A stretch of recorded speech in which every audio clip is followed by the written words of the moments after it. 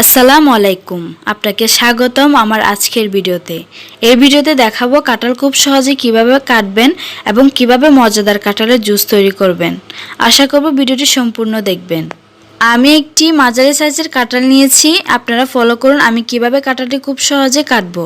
আমি হাতে এবং ছুরিতে সামান্য পরিমাণ তেল মাখিয়ে নিয়েছি যাতে কাঁঠালের আটা হাতে না লাগে।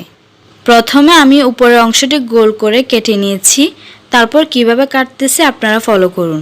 আমি কাঁঠালের চারপাশে রাউন্ড করে কেটে নিয়েছি, আপনারাও সেম এভাবে কেটে নেবেন।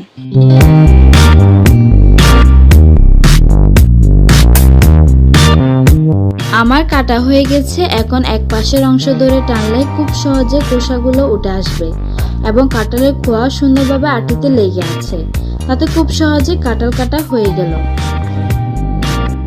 এই কাঁঠালটি অনেক মিষ্টি, আর এই কাঁঠালটি আমার ফুফু শাশুড়ি পাঠিয়েছেন। এটা আমার ফুফু শাশুড়ি গাছের কাঁঠাল।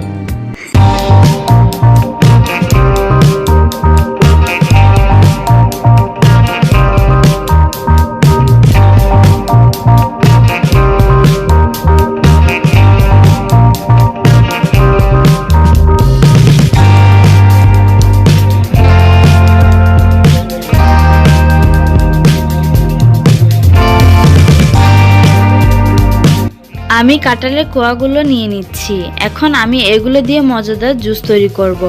কাঁঠালের কোয়া থেকে বিচিগুলো নিয়ে ফেলে একটি ব্লেন্ডারে নিয়েছি এবং সেখানে 2 চামচ চিনি, সামান্য পরিমাণ লবণ, আপনারা চাইলে বিট লবণও ইউজ করতে পারেন, 1 চামচ পাউডার দুধ এবং 1 চামচ ট্যাং পাউডার দিয়েছি।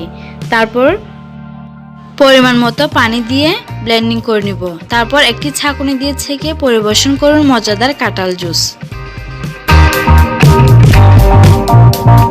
তো ভিউয়ার্স, কেমন লাগলো আপনাদের কাছে আমার আজকের ভিডিওটি কমেন্টে জানাতে পারেন।